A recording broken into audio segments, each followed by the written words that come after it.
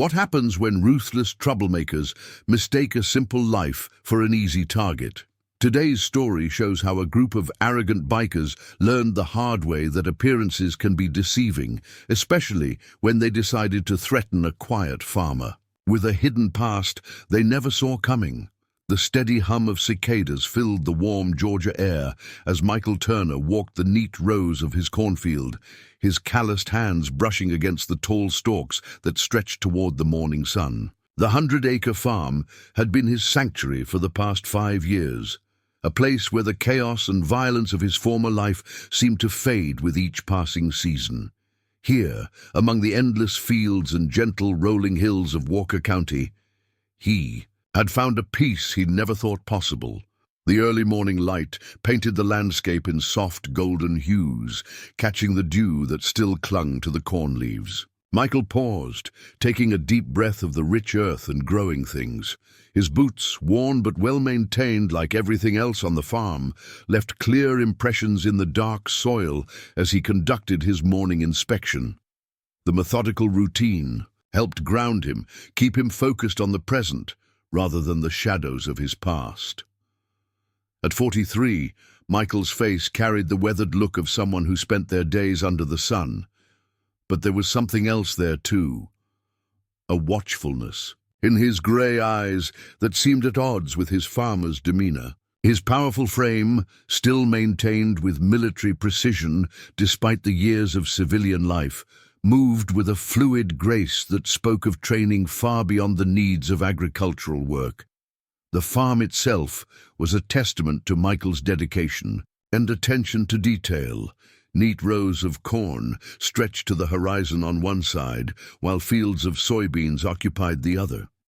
The red-painted barn, though old, was immaculately maintained, its walls freshly sealed against the elements. The farmhouse, a modest 2-story structure with a wraparound porch, stood as a silent sentinel overlooking it all. Inside the barn, Michael checked on his equipment with the same careful attention he once gave to his weapons. Each tool had its place. Each machine was maintained with precision. The John Deere tractor he'd bought second-hand purred like new thanks to his meticulous care. It was more than just good farming practice. The routine maintenance, the order, the attention to detail, it all helped keep the memories at bay. Morning. Mr. Turner. The cheerful voice of Jenny Martinez, his neighbor's 16-year-old daughter, broke through his thoughts. She often helped around the farm after school and during summers, earning extra money while learning about agriculture. Mom sent over some fresh biscuits, said you're probably forgetting to eat breakfast again. Michael allowed himself a small smile. The Martinez family had been one of the first to welcome him when he bought the farm, never pushing for details about his past, but offering friendship freely. Your mother worries too much, Jenny, but tell her thanks. Jenny set the covered basket on a nearby workbench, her dark eyes taking in the neat rows of tools with familiar amazement. I swear, Mr. Turner, this is the most organized barn in all of Georgia. Even Dad says so, and you know how proud he is of his setup. Organization saves time, Michael replied simply, though his mind flickered briefly to other reasons. Lessons learned in places where disorder meant death. How's school going? Good. I'm doing my final project on sustainable farming practices. Actually, I was hoping I could interview you about your irrigation system. Everyone talks about how you've got the most efficient setup in the county. Michael nodded, appreciating her enthusiasm. The irrigation system had been one of his first major projects, applying the same strategic planning he'd once used in combat to maximize water efficiency. Sure, though you might want to interview some other farmers to get different perspectives. Their conversation was interrupted by the distant rumble of motorcycles, the sound carrying clearly across the open fields. Michael's posture shifted slightly, almost imperceptibly, but Jenny noticed the change. Years of helping on the farm had taught her to read his subtle cues. Those bikes have been around town lately, she said, her voice carrying a note of concern. Dad says they've been causing trouble at Miller's General Store, trying to run some kind of protection racket, like this is some old movie or something. Michael's expression remained neutral, but his mind was already calculating, assessing.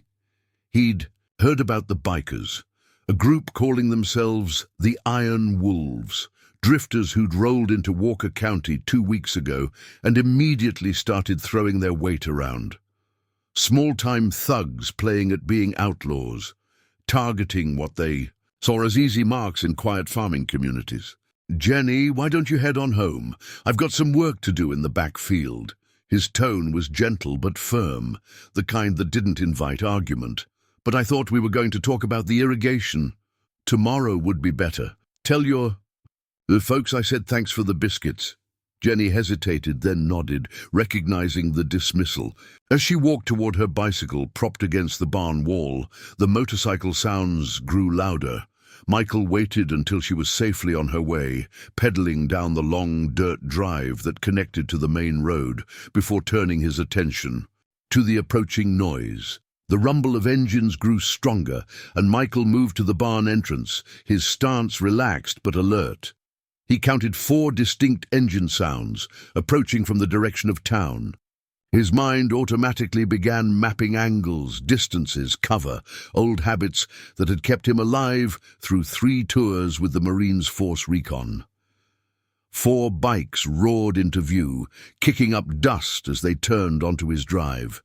They were Harleys, expensive machines gleaming with chrome, but spotted with the dust of travel.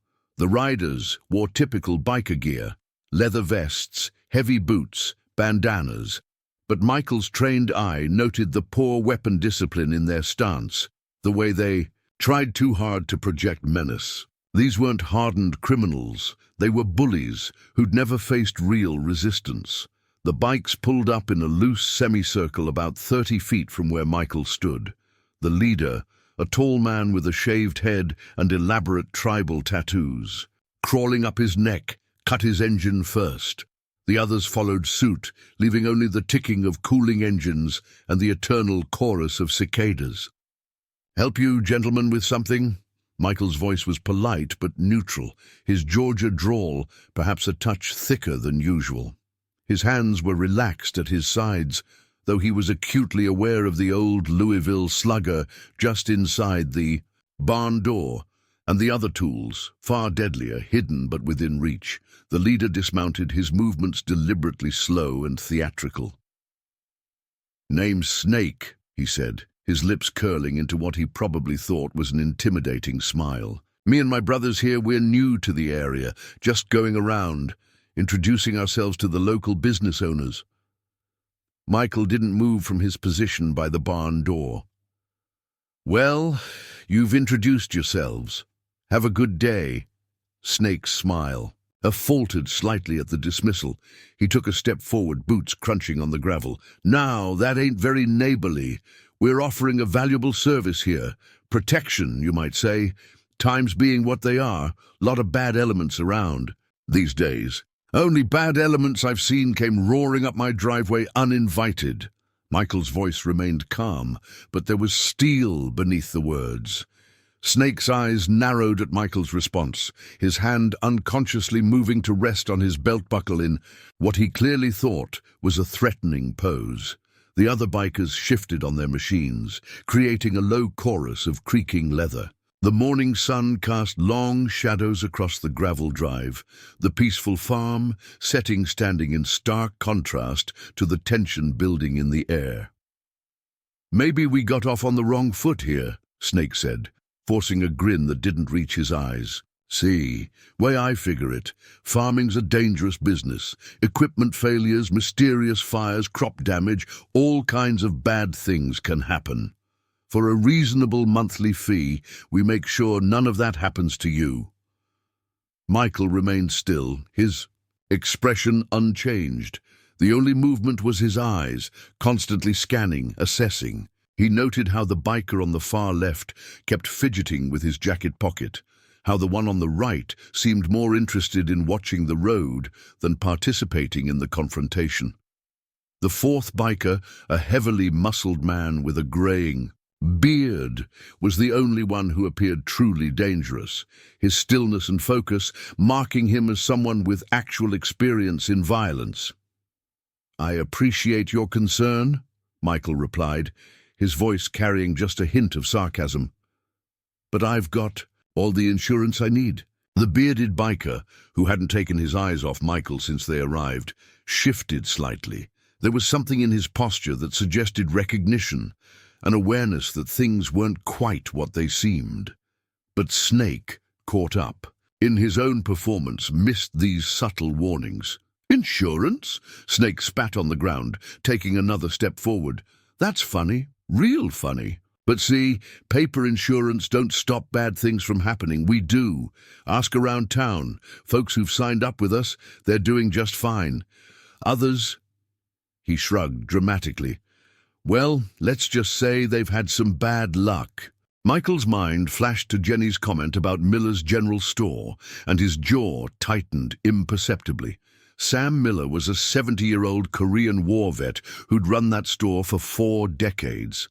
The thought of these thugs threatening him stirred. Something in Michael that he'd worked hard to keep buried. "Here's what's going to happen," Michael said, his voice dropping slightly, losing its farm-friendly tone. "You're going to get back on your bikes. You're going to ride out of here and you're going to leave these people alone." Snake's fake smile vanished, replaced by an angry snarl. "Or what, farmer? You gonna call the cops? Sheriff's office is awful busy these days and awful slow to respond." He turned to his companions, spreading his arms. "You believe this guy?" The bearded biker suddenly spoke up, his voice gravelly but controlled. "Snake, maybe we should..." "Shut it, Hammer," Snake snapped, then turned back to Michael. "Nobody tells us what to do, nobody. Especially not some dirt-pushing hick who doesn't know his place." Michael didn't respond to the threat, but something shifted in his stance, a subtle change that most wouldn't notice. The bearded biker, Hammer, noticed. His hand moved slowly toward Snake's shoulder, but it was too late. Snake had already stepped forward, reaching out to grab Michael's shirt front. It was a classic intimidation move, one that had probably worked dozens of times before on scared shopkeepers and local business owners. But this time, it was a mistake. Before Snake's hand could make contact, Michael moved. It wasn't the clumsy defensive reaction Snake had expected. Instead, Michael's left hand came up in a precise arc, deflecting Snake's grab while simultaneously stepping offline. In the same fluid motion, his right hand locked onto Snake's extended wrist, applying pressure to nerves and tendons in a way that spoke of years of close-quarters combat training. Snake found himself suddenly off balance, his arm trapped in a joint lock that sent shooting pain through his wrist and shoulder. He tried to pull back, but that only intensified the pain. For the first time, real fear flickered in his eyes as he realized he wasn't dealing with a simple farmer. "Like I said," Michael's voice was cold and precise, all trace of country drawl gone. "You're leaving. Now." The other bikers had started to move, but Hammer's sharp command froze them in place. "Nobody move." His eyes were locked on Michael, seeing what the others hadn't: the economy of movement, the precise control, the tactical awareness that kept all of them in view, despite focusing on Snake. "You're military," Hammer said, not a question but a statement. "Force recon, maybe, or Rangers." Michael didn't respond, but his silence was answer enough.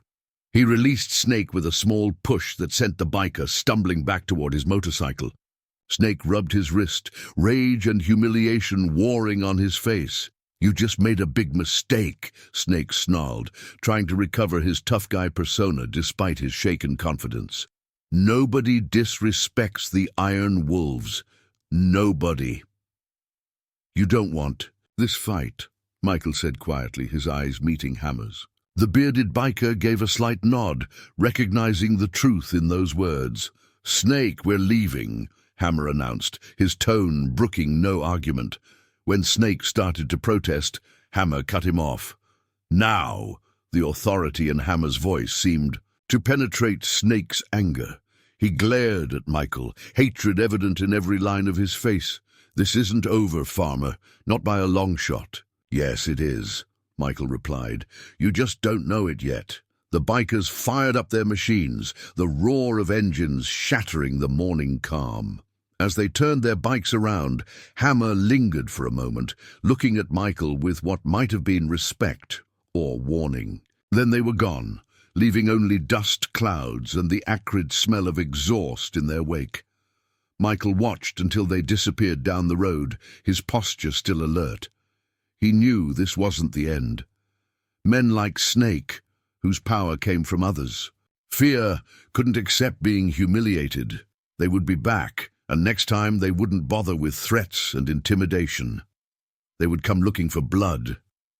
Moving quickly but calmly, Michael went into the barn. Hidden beneath a false bottom in an old tool chest was a satellite phone, one of many precautions he'd put in place when he bought the farm.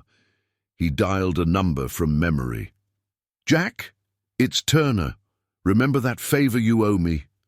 He paused, listening. "Yeah, I need some information. Group calling themselves the Iron Wolves recently showed up in Walker County, Georgia."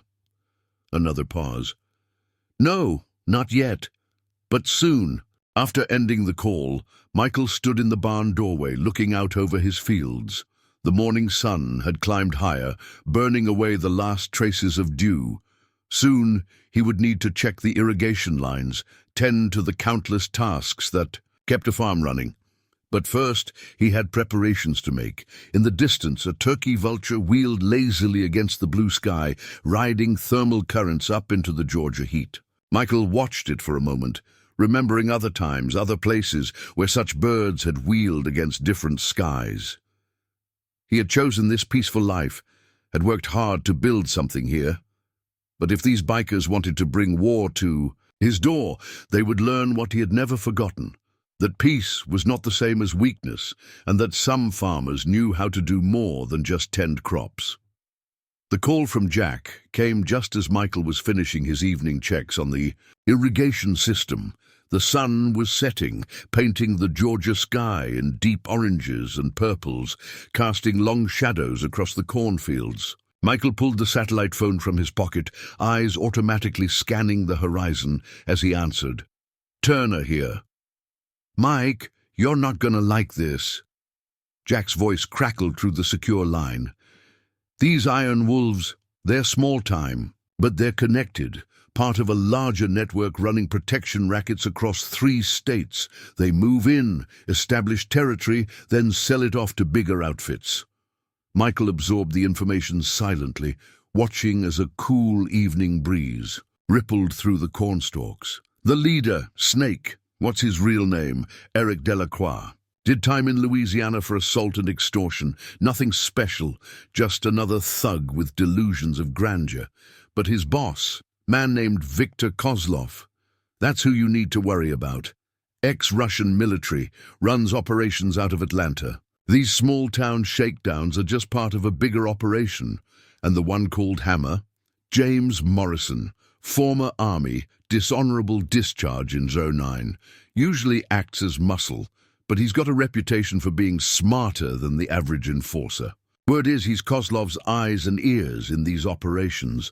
Michael processed this, pieces falling into place. "Anything else?" "Yeah. After your little meet and greet this morning, Snake made some calls. They're planning something, Mike. Bringing in more guys from Atlanta. Whatever's coming, it's gonna be soon.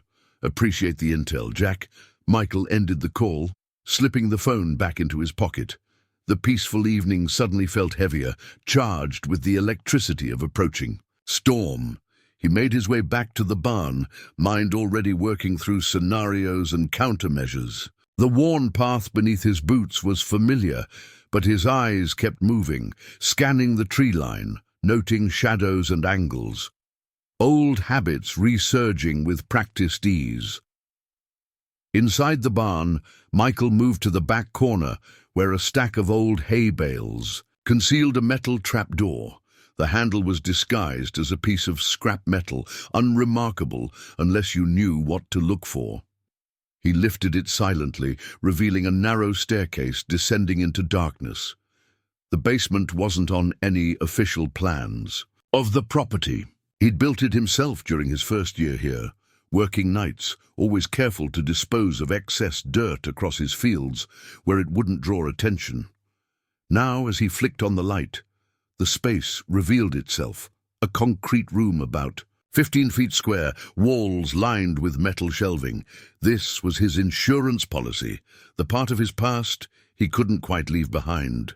Gun cases were stacked neatly on one wall, each containing weapons he'd carefully and legally acquired over the years. Ammunition boxes were organized by caliber, communications equipment stored in waterproof cases, medical supplies arranged. With military precision, everything needed for when things went wrong. Michael moved methodically through the room, taking inventory. His fingers traced the familiar shape of an AR-15, modified for accuracy and reliability. Next to it, a Remington 700 bolt-action rifle for when problems needed to be solved from a distance. Tactical vests, night vision equipment, enough gear to outfit a small team or give one man a significant tactical advantage. But it wasn't the weapons that occupied his thoughts. It was the faces of his neighbors. Sam Miller at the general store, the Martinez family, young Jenny with her dreams of sustainable farming. People who'd welcomed him, helped him build a new life here. People who didn't deserve to live in fear of thugs like Snake and his iron wolves. A noise from above brought his head up sharply, footsteps on gravel too deliberate to be casual. Michael killed the lights and moved silently up the stairs, drawing his everyday carry pistol from its holster at the small of his back.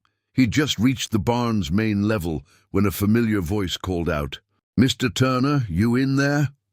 Michael relaxed slightly, recognizing Carlos Martinez's voice. He secured his weapon and stepped into view. "Evening, Carlos." Carlos Martinez was Jenny's father, a third-generation farmer whose property bordered Michael's. To the south, he was a solid man in his early 50s, with weathered skin and careful eyes that missed little. Now those eyes took in Michael's alert stance, the tension in his frame. "Bad business in town today," Carlos said without preamble. "Those bikers showed up at Miller's again. Sam tried to stand up to them. They broke his arm." Michael's jaw tightened. "How bad?" "Clean break, they say. But that's not the worst of it. Sheriff Crawford showed up after, but suddenly he's talking about how there's not enough evidence, how maybe Sam fell. Everyone knows he's been bought, but nobody can prove it." "The Iron Wolves are expanding their reach," Michael said quietly. "Making examples, buying protection. It's a pattern they've used before." Carlos studied him for a long moment. "Jenny told us about this morning. Said they came here too." He paused, choosing his words carefully. "She also said they left awful quick. Said maybe they saw something that scared them." Michael didn't respond immediately. Carlos had never asked about his past, had respected his privacy in the way that good neighbors did. But there was something in his voice now. Not just curiosity, but concern, maybe even hope. "There are some bad people in this world, Carlos. Sometimes they need to be reminded that there are worse things than what they're selling." Carlos nodded slowly. "Town meeting tomorrow night at the church. Folks are scared, Mike. These men, they're not just bullies. They're organized, connected. We've heard rumors about other towns, about businesses burned, people hurt. Some are talking about paying them, just to keep the peace." "That won't work," Michael said, his voice hardening. "Give them an inch. They'll take everything. These men don't want peace. They want control. And they won't stop until someone stops them."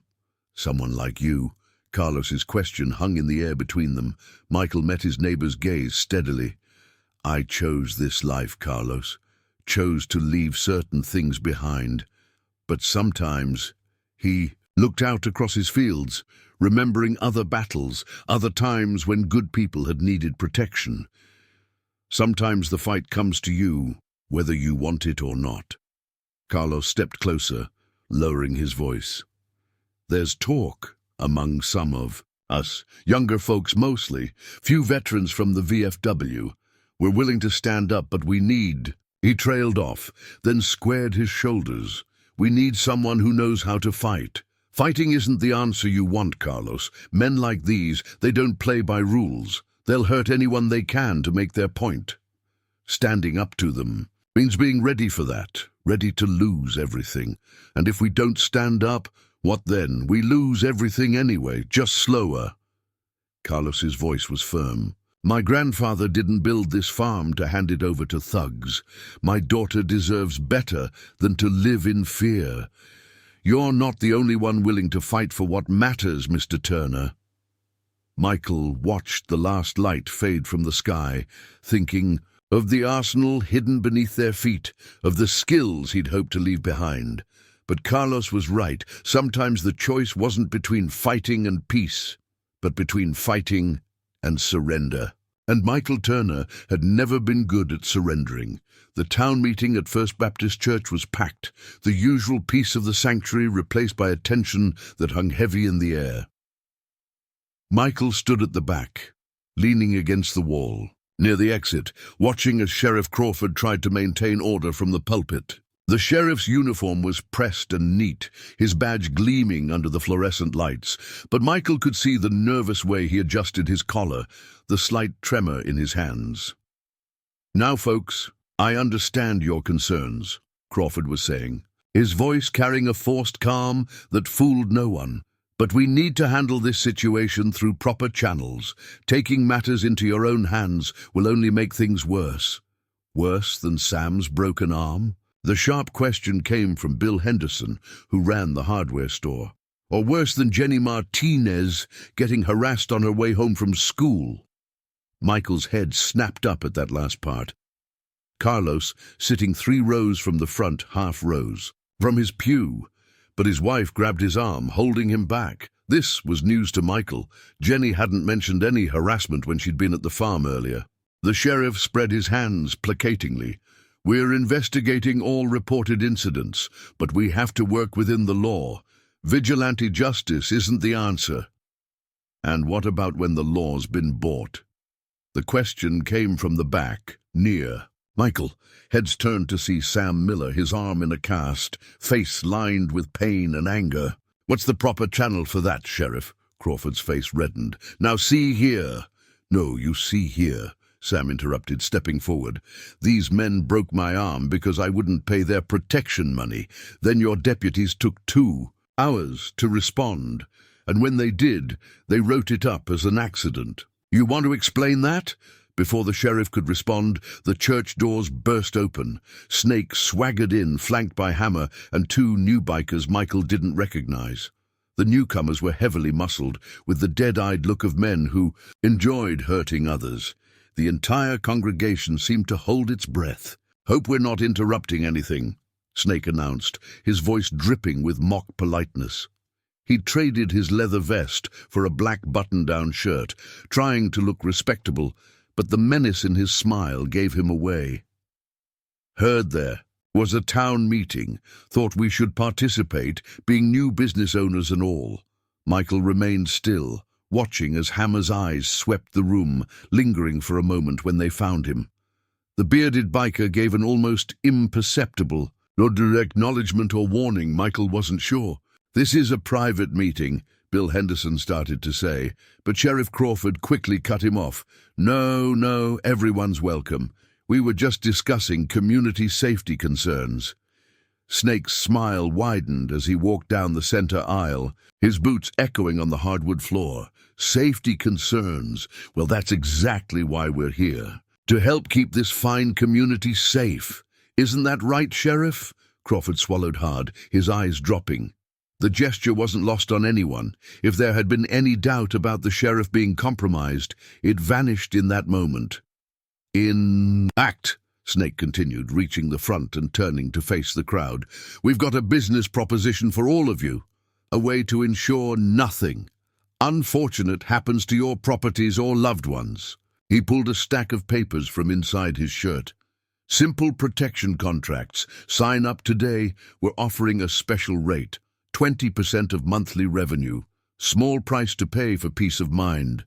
The silence that followed was deafening. Michael could see the fear on people's faces, the uncertainty. They were good people, honest people, but they had families to protect, livelihoods to preserve. Fear was a powerful motivator, and Snake knew it. And if we refuse? The quiet question came from Carlos Martinez. Snake's smile didn't waver, but his eyes hardened. Well, accidents happen. Roads can be dangerous, especially for young girls on bicycles. Farms can catch fire. Equipment can malfunction. He shrugged. Lots of dangers out there. Shame if something happened because folks made the wrong choice. The threat to Jenny hung in the air, and Michael saw Carlos's hands clench into fists. But before anyone could respond, a new voice spoke up. Sarah Chen, who ran the local veterinary clinic. I remember another group like you, she said, standing slowly. Came through my parents' neighborhood in Los Angeles when I was young. Made the same offers, same threats. Know what happened to them? Snake's smile faltered slightly. Lady, you don't.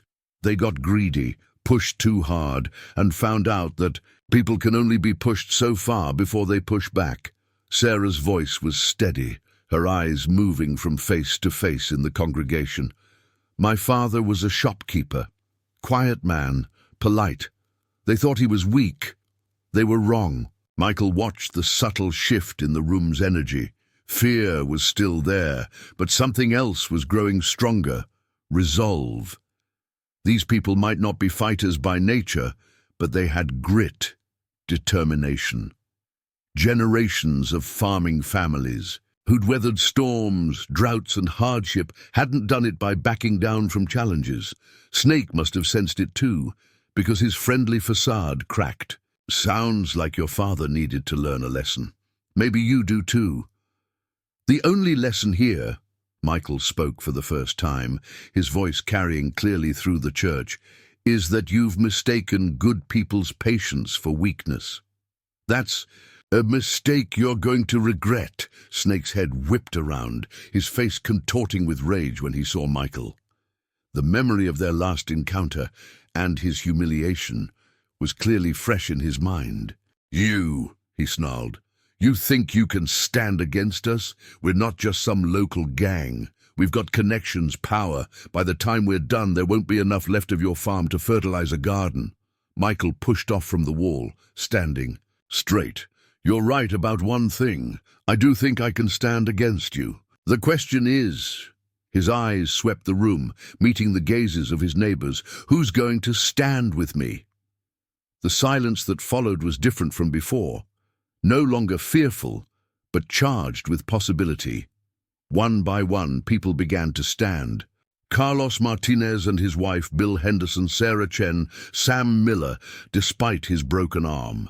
Others followed, until nearly the entire congregation was on their feet. Snake's face had lost its color, but he tried to maintain his bravado. This is your last chance, all of you. Sign the contracts or what? The question came from multiple voices at once. Hammer stepped forward, putting a hand on Snake's shoulder. We're leaving, now. His eyes met Michael's again. And this time the message was clear. This wasn't over, but the next phase wouldn't play out here. As the bikers backed out of the church, Snake's face promised violence to come. But Michael wasn't watching him. He was watching his neighbors, seeing the strength in their unity, the determination in their stance. The Iron Wolves had wanted to take this town through fear and intimidation. Instead, they'd given its people a reason to stand together, but Michael knew this was just the beginning. The real fight was still to come, and it would take more than solidarity to win it. These people had courage, but they needed direction, training. They needed to understand what they were really up against. As the church doors slammed behind the retreating bikers, Michael began planning. He had skills he'd hoped never to use again, knowledge he'd tried to leave behind. Now those dark gifts might be the only thing standing between his community and destruction. The question was, could he teach them enough to survive what was coming? The morning after the church meeting, Michael stood in his barn's hidden basement, laying out equipment on a folding table. The pre-dawn darkness outside made the underground room feel like a bunker, bringing back memories of other preparations, other battles. He'd spent half the night making calls, pulling in favors from people who owed him from his previous life. Now, as he organized supplies, he heard vehicles approaching up his drive. Right on time. He climbed the stairs and emerged into the barn. Just as Carlos Martinez's pickup pulled up, followed by 3 other vehicles. Out of the 15 people who had volunteered after the church meeting, 12 had shown up for this first session. Michael noted who was missing, who had thought better of their initial courage. He didn't blame them. "Morning," he said as the group gathered, their breath visible in the cool air. Besides Carlos, he recognized Bill Henderson, Sarah Chen, and several of the younger farmers from neighboring properties. Sam Miller was there too, his broken arm in a sling, but his eyes determined. "Before we start," Michael announced, his voice carrying the snap of command that had never quite left him, "I need to be clear about something. What I'm about to show you isn't a game. It's not about revenge or playing hero. If you're here for that, leave now." No one moved. Michael nodded, continuing. "The Iron Wolves aren't just thugs. They're part of a larger organization with real resources and connections. They've done this before in other towns. When intimidation fails, they escalate to violence. People get hurt, property gets destroyed, lives get ruined. We know the risks," Sarah Chen said firmly. "That's why we're here." Michael studied her for a moment. "No, you don't know the risks. Not yet, but you will." He moved to the barn door, closing it firmly. "What I'm about to show you has to stay secret. If word gets out, if anyone talks about this to anyone, even family, it puts everyone in danger, understood?" Nods all around. Michael led them to the concealed trap door, watching their faces as he revealed the hidden basement. Surprise, certainly, but also something else. Recognition that their quiet farmer neighbor was far more than he appeared. Down, in the basement, under the harsh fluorescent lights, Michael began laying out the reality of their situation. First rule of any conflict, know your enemy. The Iron Wolves are just the front. Behind them is a man named Viktor Kozlov, ex-Russian military. He runs a network of criminal operations across 3 states, using local gangs as cover. He pulled out a series of photographs, surveillance shots from his contacts. Kozlov's organization follows a pattern. They move into quiet communities, establish protection rackets, then use the legitimate businesses they control to launder money and move other merchandise. Drugs, weapons, whatever brings in profit. "How do you know all this?" Bill Henderson asked, his eyes wide as he studied the photos. "Because I spent 15 years tracking and stopping operations like this," Michael replied. "Force recon wasn't just about combat. We gathered intelligence, disrupted criminal networks, protected communities that couldn't protect themselves." He began pulling out equipment, radios, night vision monoculars, basic medical kits. "We're not going to outgun them. They have numbers, weapons, and they're willing to hurt anyone who stands in their way. But they have weaknesses. They're overconfident, undisciplined, and they don't expect resistance." Moving to a large map of the county spread on the wall, Michael pointed out key locations. They're using the old Jensen property as their base. Remote, good sight lines, easy to defend. They've got lookouts here, here, and here. Sheriff Crawford's compromised, so we can't count on law enforcement. In fact, assume any call to the police will get back to them. "So what's the plan?" Carlos asked, his voice steady despite the gravity of the situation. "We prepare, we train, and we gather intelligence." Michael turned to face the group. "Each of you has skills, knows this area, knows the people. We use that. Bill, your hardware store, you know who's buying what when shipments come in. Sarah, as a vet, you can move around without raising suspicion. Sam, your store is their main target for money laundering. They'll get sloppy, make mistakes. He began assigning roles, drawing on each person's natural position in the community. Farmers would watch the back roads, note unusual traffic. Store owners would track suspicious purchases. A network of observers, invisible because they were already part of the landscape. But first, Michael said, moving to a cabinet, you need to learn to protect yourselves. He pulled out several training weapons, rubber knives, practice batons. These men are bullies, used to intimidating people who can't fight back. That changes now. For the next 2 hours, Michael ran them through basic self-defense drills, how to break holds, escape grabs, use an attacker's momentum against them. He focused on practical techniques, things that could be learned quickly and applied under stress. Some, like Carlos and the younger farmers, picked it up quickly. Others struggled, but kept trying. Remember, Michael demonstrated a simple wrist lock, the same one he'd used on Snake. It's not about strength, it's about leverage, timing, and commitment. Hesitate and you lose. Commit, and even someone smaller can control someone bigger. Sarah. Chen proved particularly adept, her movements precise and focused. My father didn't just run a shop, she explained during a break. He taught Wing Chun in the back room, said everyone should know how to defend themselves. As the morning wore on, Michael saw something changing in the group. Fear was being replaced by purpose, uncertainty by determination. They weren't soldiers, would never be soldiers, but they were beginning to understand that they weren't helpless either. Last thing, Michael said as they prepared to leave. He handed out small notebooks. Keep track of everything unusual.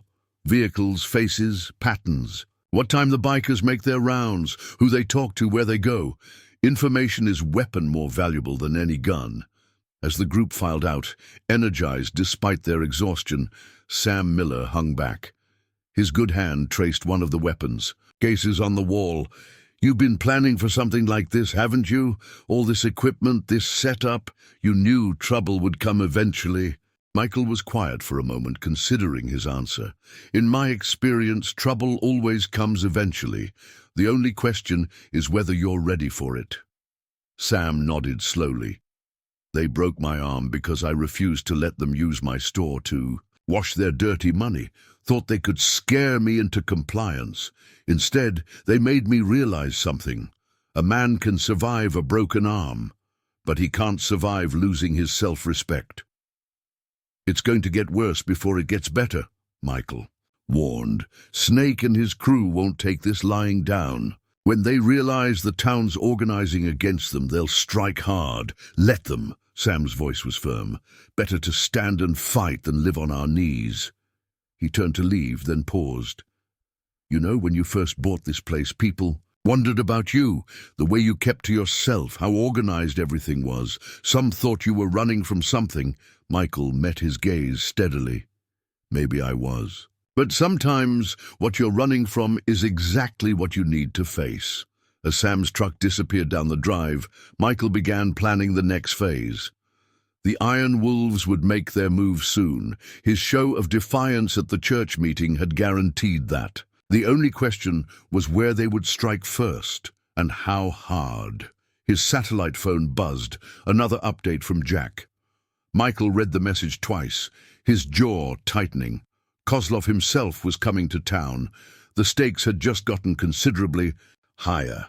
The Iron Wolves struck at midnight, 3 days after the church meeting. Michael was expecting it, but not the target, the Chen Veterinary Clinic on the outskirts of town.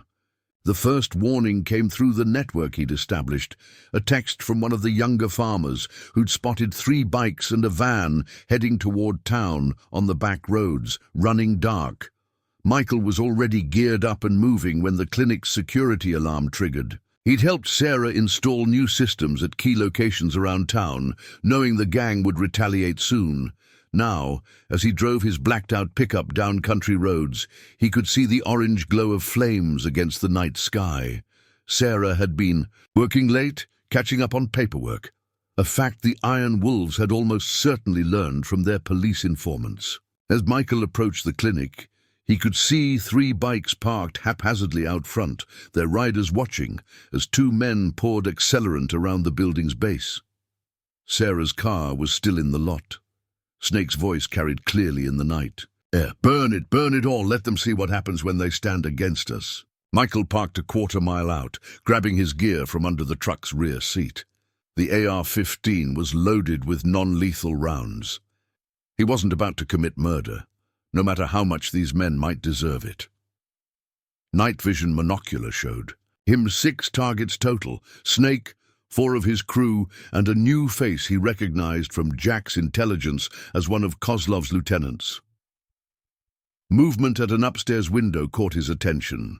Sarah was there, phone to her ear, presumably calling for help that wouldn't come. The sheriff's department would conveniently be delayed, as usual. But Sarah wasn't panicking. She was following the protocols they'd established, staying calm, buying time. Michael activated his radio. "Carlos, you in position?" "Ready on the south road," came the quiet reply. "Bill's got the east covered. They won't get far." The network was in place. Now it was time to move. Michael worked his way through the shadows, using the skills that had kept him alive through 3 combat tours. The gang members were focused on the fire, which was beginning to spread up the clinic's walls. They never saw him coming. The first sign that something was wrong was when one of the newest recruits, a skinhead with a swastika tattooed on his neck, suddenly dropped with a grunt. The training round had caught him in the solar plexus, driving the air from his lungs. Before the others could react, another went down, clutching his thigh where a rubber round had struck with brutal force. "We're under attack!" Snake's voice cracked with panic as he drew a pistol, firing wildly into the darkness. "Find him! Find that farmer!" But Michael was already moving, changing position, using the confusion to his advantage. The gang members bunched together, making rookie mistakes in their panic. These weren't hardened criminals. They were bullies who'd never faced real resistance. Kozlov's lieutenant was different. He moved with purpose, taking cover, scanning the darkness with trained eyes. "Spread out!" he commanded in heavily accented English. "He's alone! Flank him!" Michael almost smiled. They thought he was working alone. They hadn't noticed Carlos and Bill blocking their escape routes, hadn't realized that other members of the community were moving into position, cutting off their options. The Iron Wolves had grown too confident, too used to having things there. "Way!" A scream from inside the clinic changed the dynamic. Sarah was trapped on the upper floor, the fire now blocking her exit. Michael knew he had to end this fast. He triggered a flashbang, the sudden burst of light and sound disorienting the gang members who were still standing. Moving quickly, he struck from behind. Years of CQC training taking over. The first biker went down to a precise strike to the back of the knee. The second spun, trying to bring his weapon to bear, but Michael was already inside his guard, disarming him with a swift series of movements that left the man gasping on the ground. Snake backed away, firing his pistol until it clicked empty. The fear in his eyes was naked now, all pretense of toughness gone. "Stay back. You don't know what you're dealing with. Kozlov isn't here." Michael cut him off, his voice cold. "You are." The Russian lieutenant proved more challenging. He moved like a professional, managing to deflect Michael's first attack and counter with a knife strike that would have been lethal if it had connected. But Michael hadn't survived 3 tours by being predictable. He switched tactics, using the man's aggression against him, letting him overcommit before striking with precise, devastating force. As the lieutenant crumpled, Michael was already moving toward the clinic. The fire had spread to the 2nd floor, and smoke was pouring from the windows. Without hesitation, he ran into the burning building. The interior was a maze of smoke and flame. Michael moved quickly, remembering the layout from his previous visits. The heat was intense, but he'd faced worse in burning buildings in Fallujah. He found Sarah in her office, a damp cloth pressed to her face. "The animals," she coughed, "I got them out through the back, but the medical supplies—" "Forget the supplies." Michael grabbed her arm. "We're leaving, now." They made it out just as the first fire truck arrived. Volunteers from the next town over, not compromised like the local services. Carlos and Bill had the surviving gang members zip-tied and secure, including Snake, who had tried to flee only to run straight into Carlos's pickup blocking the road. As paramedics checked Sarah for smoke inhalation, Michael surveyed the scene. The clinic was a total loss, but it could have been worse, much worse. The gang had shown their hand, revealed their tactics. More importantly, they'd shown that they could be beaten. Snake, sitting in the dirt with his hands bound, glared up at Michael with pure hatred. "You're dead, farmer. When Kozlov hears about this, he already knows," Michael interrupted, holding up his phone. On the screen was a text from Jack. "Kozlov moving up timeline, coming personally to handle situation, 24 hours max." The Russian, Lieutenant, nursing what was likely a broken arm, spoke up in heavily accented English. "You think you've won something?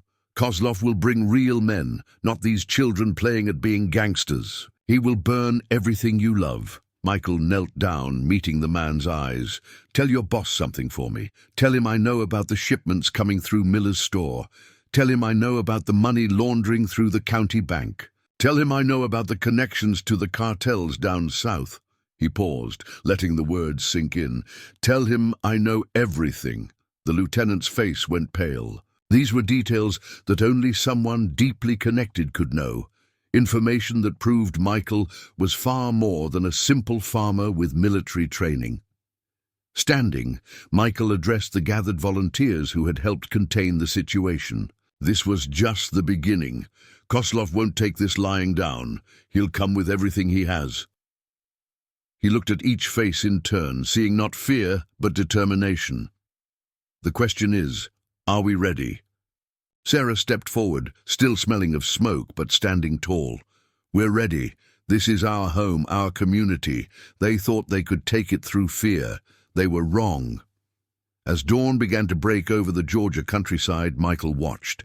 As the last embers of the clinic fire were extinguished, the real fight was coming, and it would test everything he had taught these people, everything they thought they knew about themselves. But looking at their faces, seeing the strength and unity there, he knew one thing for certain. The Iron Wolves and their master had made a serious mistake. They had pushed good people too far, and now they would learn what happened when a community decided to push back. The sun hadn't yet risen when Victor Kozlov's convoy rolled into Walker County. 3 black SUVs and 2 unmarked vans moving with military precision down the empty morning roads. In the pre-dawn darkness, Michael watched through his night vision scope as they passed the county line, noting the spacing between vehicles, the professional way they maintained formation. These weren't ordinary thugs like Snake and his crew. These were trained operators. "I count 15 men, minimum," Michael spoke quietly into his radio. "Heavy weapons, body armor. They're not trying to hide anymore." "Understood," Carlos's voice crackled back. "Everyone's in position. Sarah's got the medical station set up in the old Miller barn. Bill's team has the roadblocks ready." Michael lowered his scope, his mind racing through scenarios. The past 24 hours had been a blur of preparation.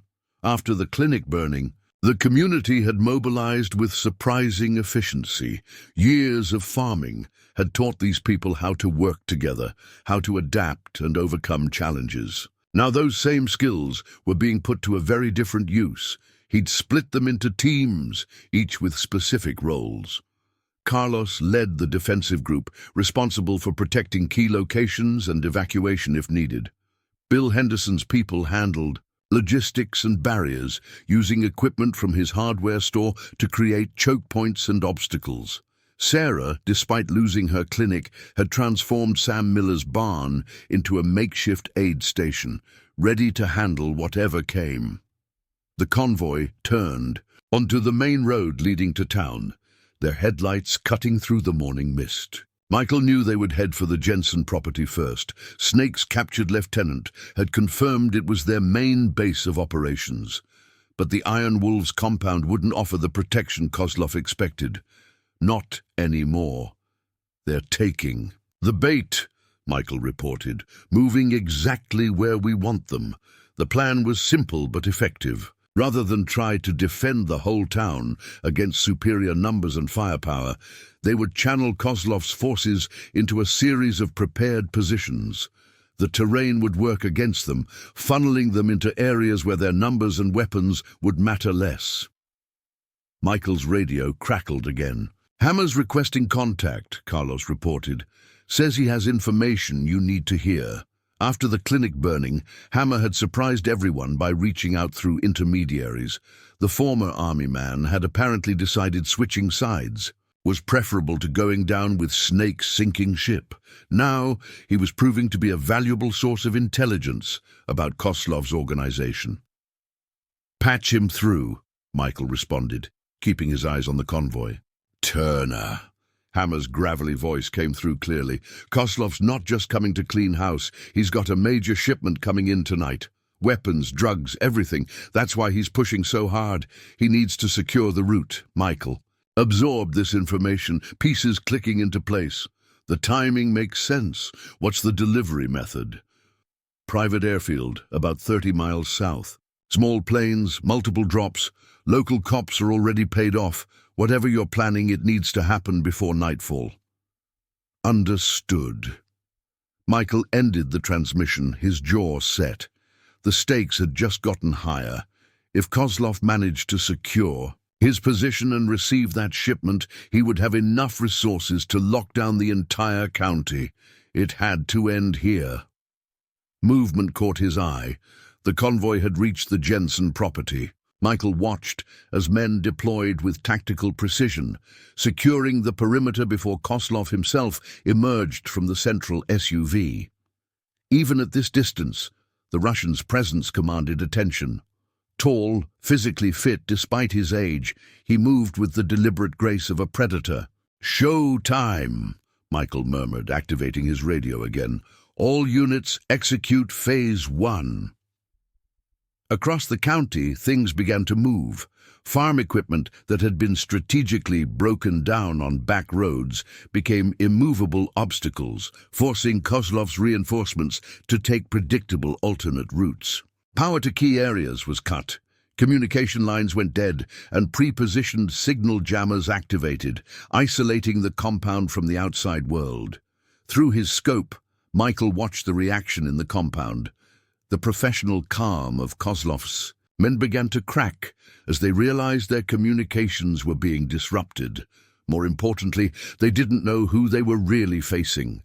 The Iron Wolves had been easy to dismiss, local thugs playing at being gangsters. But this was different. This spoke of planning, of expertise they hadn't expected to find in a small farming community. Kozlov himself showed no reaction to the mounting chaos, but his posture had changed subtly. He recognized these tactics, understood their implications. This wasn't just local resistance. This was something more organized, more dangerous. "Sir!" One of his men approached with urgency.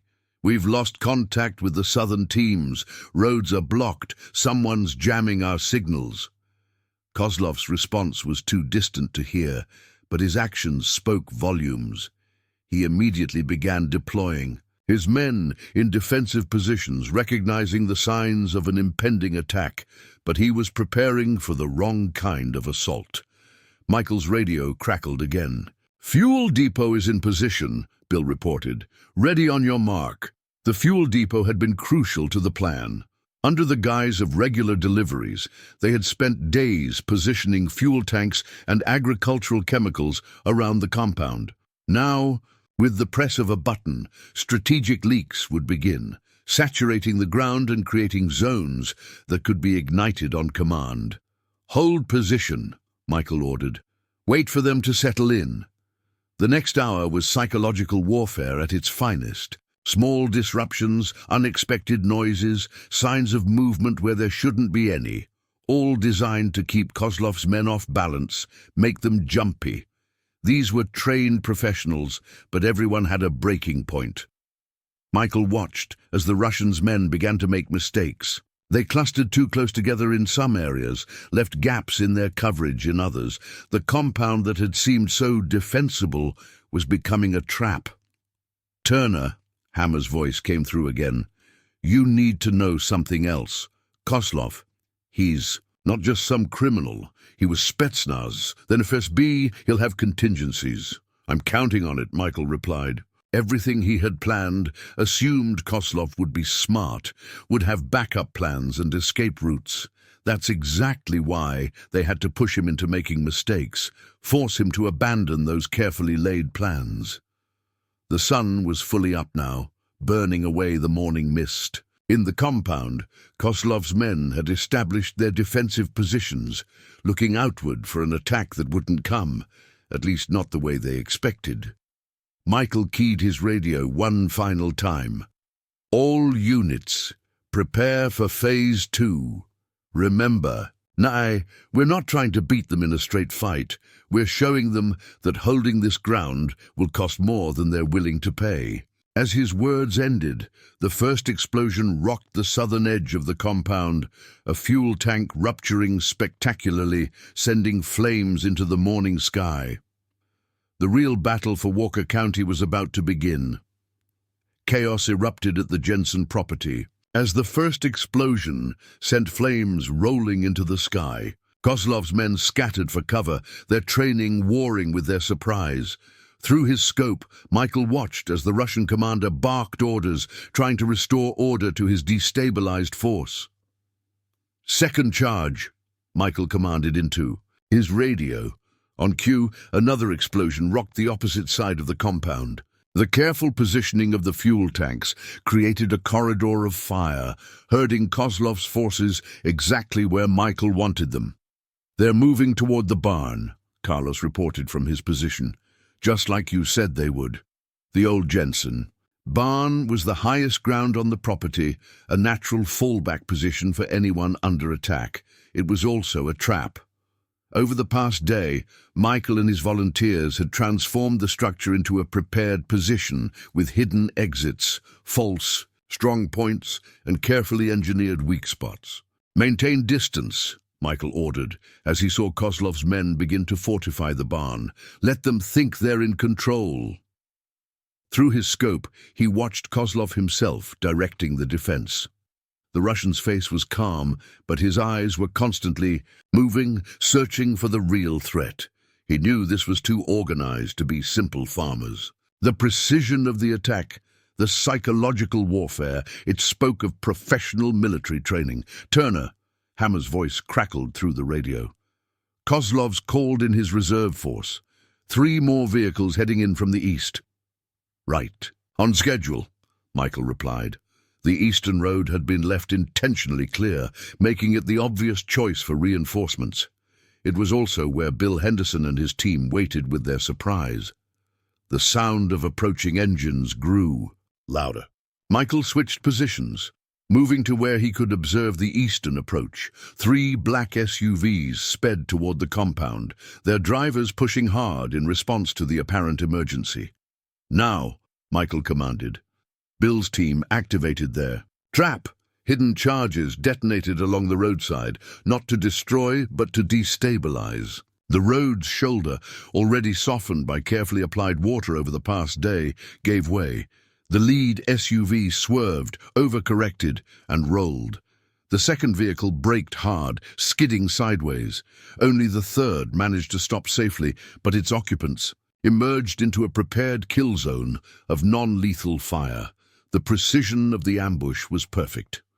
Within minutes, Kozlov's reinforcements were neutralized, their vehicles disabled, their men pinned down by carefully placed firing positions. Not a single fatal shot had been fired, but the message was clear.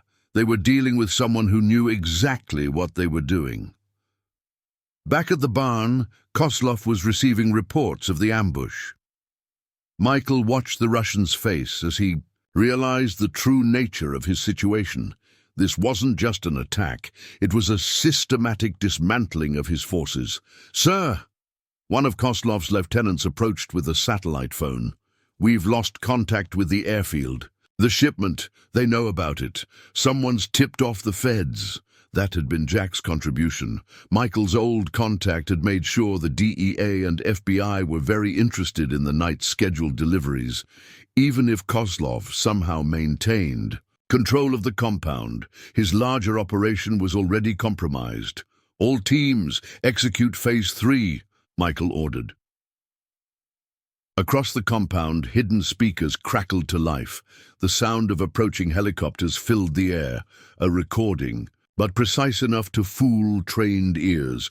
Kozlov's men instinctively looked up, searching for non-existent air support. In that moment of distraction, Michael's volunteers moved. Years of farming had taught these people to work together, to coordinate complex operations across large areas. Now, they applied those skills to warfare. Smoke grenades launched from multiple positions, filling the compound with thick white clouds. The sound system shifted, creating phantom movements, false attacks. Through the chaos, Michael began his own advance. He moved like a ghost through the smoke, years of special operations, training guiding every step. The defenders never saw him coming. One by one, Kozlov's outer sentries went down, disabled by precise strikes to nerve clusters and pressure points. Michael wasn't fighting to kill.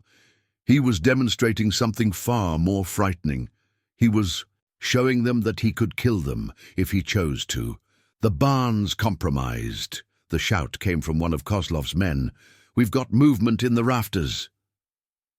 Carlos and his team had managed to infiltrate the barn's upper level during the confusion. Now they began their part of the plan, dropping flashbangs and smoke grenades through prepared holes in the ceiling. The defensive position Kozlov's men had thought secure became a trap. "Turner!" Kozlov's voice boomed out across the compound. "I know it's you. I know who you are." Michael paused in his advance, listening. The Russian's voice carried clearly through the smoke. "You think you're clever playing these games? You think you can defeat us with tricks and distractions? I have an empire, resources you can't imagine." "Had an empire," Michael responded, his voice seeming to come from everywhere and nowhere. "Your shipments are seized. Your police protection is compromised. Your men are defeated. The only question now is how much more you're willing to lose." A burst of gunfire answered him, Kozlov's men firing blindly into the smoke. But Michael was already moving, circling closer to his true target. He could end this now, take Kozlov down with a single well-placed shot. But that wasn't the point of this elaborate display. "Last chance," Michael called out. "Surrender now! Walk away, or I show you exactly what a Force Recon Marine can do when he stops playing nice." Through the smoke, he saw Kozlov's face contort with rage. The Russian raised his own weapon, preparing to fire, but he never got the chance. A final explosion, carefully prepared in the barn's foundation, rocked the structure.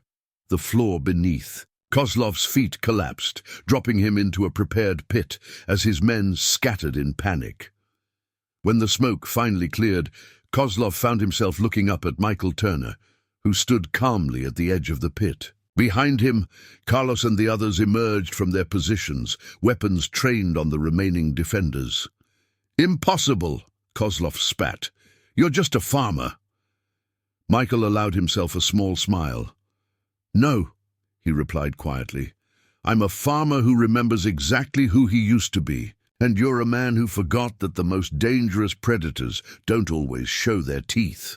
The aftermath of the battle unfolded like a well-orchestrated harvest. Local FBI agents, contacted through Jack's connections, swarmed the Jensen property.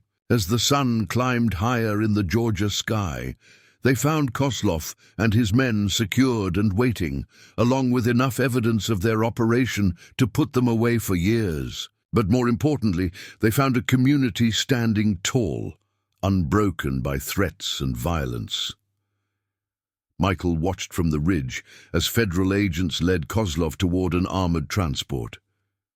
The Russian's face was a mask of cold fury, but there was something else there too, a grudging recognition. As he passed Michael, he paused, speaking quietly.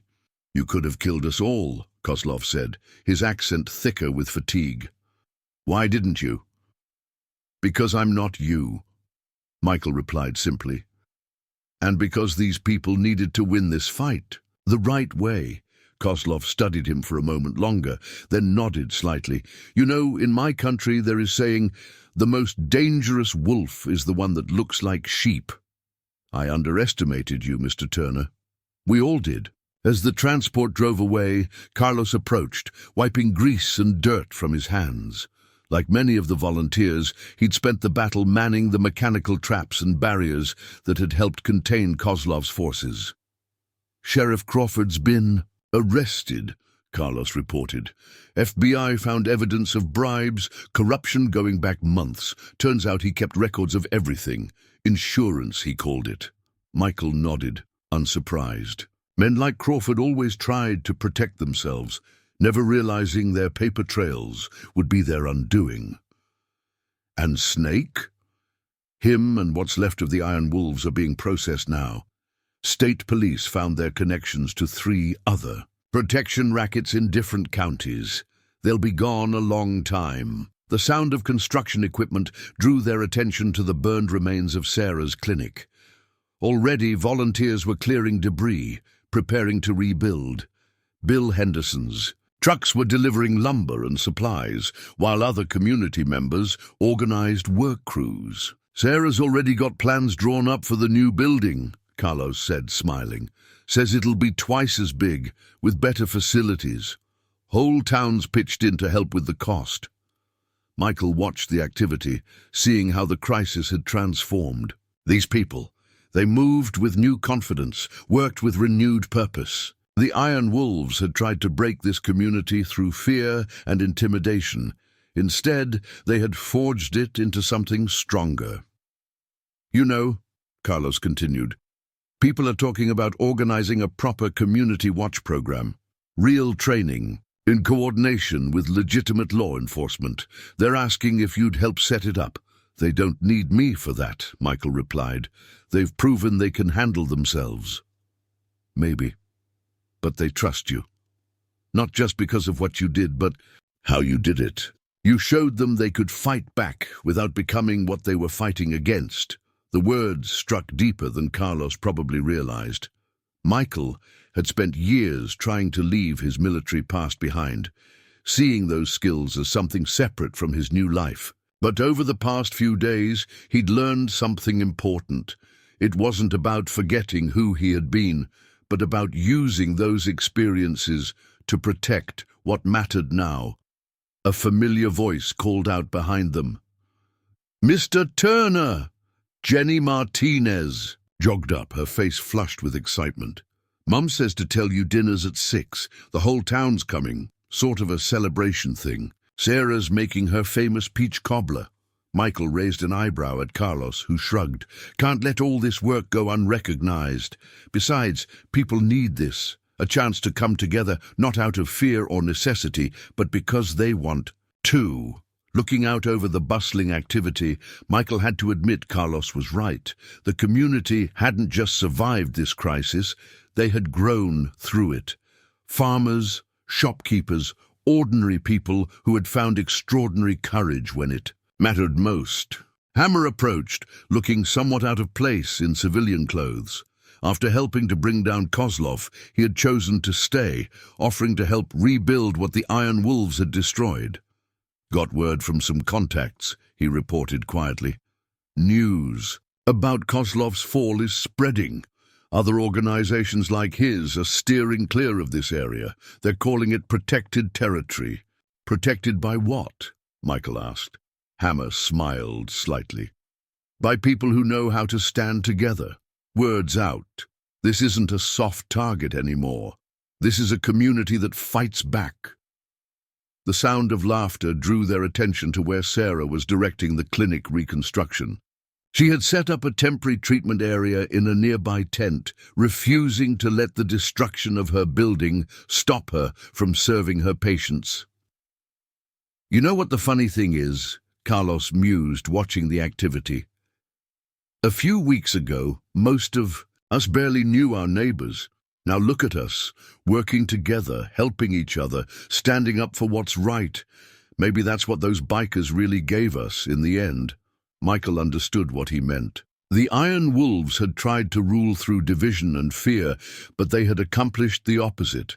They had reminded these people of something important, that true strength wasn't about intimidation or violence, but about standing together, about using whatever skills you had to protect what mattered.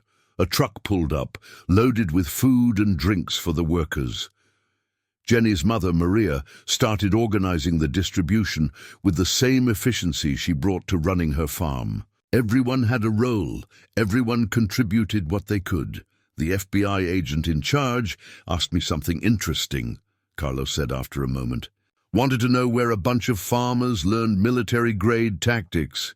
I told him we had a good teacher. Michael watched as more vehicles arrived, bringing people from all over the county. They weren't just coming to help with the reconstruction. They were coming to be part of something larger than themselves, a community that had found its strength, its voice. You didn't teach us military tactics, Carlos continued. You taught us to use what we already knew, how to work together, how to adapt, how to stand our ground. The rest was just details. Looking at the gathered crowds, at the determination and pride on their faces, Michael realized something important. He hadn't just helped these people defend their home, they had helped him find his.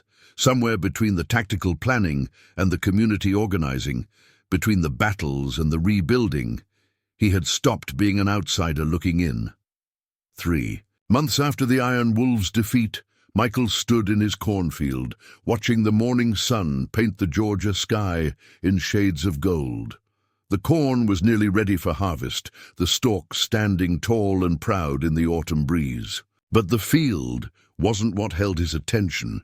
It was the changes in the community around him that drew his thoughtful gaze. Down the road, Sarah's new veterinary clinic was nearing completion.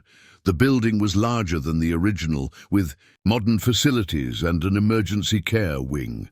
The town had rallied around its reconstruction, turning it into a symbol of their resilience. Local contractors had donated time and materials. Farmers had provided labor, and even some of the surrounding communities had pitched in. The sound of approaching vehicles drew Michael's attention.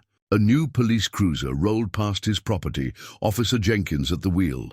After Sheriff Crawford's arrest, the county had elected a new sheriff, a former state trooper who understood the importance of honest law enforcement. The change was palpable. The police were part of the community again, not tools of corruption. "Morning, Mr. Turner," Jenny Martinez called out, riding past on her bike. She was headed for the clinic, where she now worked part-time after school, learning veterinary medicine from Sarah. The experience with the Iron Wolves hadn't frightened her away from her dreams. If anything, it had made her more determined to serve her community. Michael walked back toward his barn, noting the subtle security improvements that now dotted the landscape. Nothing obvious, nothing threatening, but the community had learned the value of preparation. Bill Henderson's hardware store now stocked better locks and security systems. Carlos had organized a neighborhood watch program that was more than just eyes and ears. It was a network of trained, vigilant citizens. Inside the barn, Michael paused at the hidden door to his basement armory. He hadn't opened it since the day after Koslov's arrest. The weapons and equipment were still there, maintained and ready, but they weren't secrets anymore. The community knew about his past now, understood who he was and what he could do. More importantly, they had accepted him as part of who he was, not just what he could teach them. Deep thoughts? The voice belonged to Sarah Chen, who stood in the barn doorway. The morning sun caught the silver in her hair, earned more from stress and determination than age. She had changed too, carrying herself with a quiet confidence that spoke of lessons learned and battles won. "Just thinking about how much has changed," Michael replied, turning to face her. Sarah nodded, understanding in her eyes. The Iron Wolves thought they could take this town through fear. They never understood what they were really doing, bringing us together, making us stronger. She wasn't wrong. The attempted takeover had transformed the community in ways no one could have predicted. Neighbors who had barely spoken now worked together, watched out for each other. The town's businesses were thriving, protected not by criminals demanding protection money, but by a community that stood united. Hammer's doing well with his auto shop, Sarah continued, changing the subject. The former biker had made good on his desire to stay, opening a legitimate business that was quickly becoming known for honest work and fair prices. Says he's never felt more at peace. Michael understood that feeling. The past months had changed him too, helped him reconcile. The warrior he had been with the farmer he had become. He no longer saw his military training as something to hide or forget, but as another tool, like his farming knowledge or his ability to read weather patterns. The FBI finished their investigation, Sarah added, her voice carrying a note of satisfaction. Kozlov's network is completely dismantled.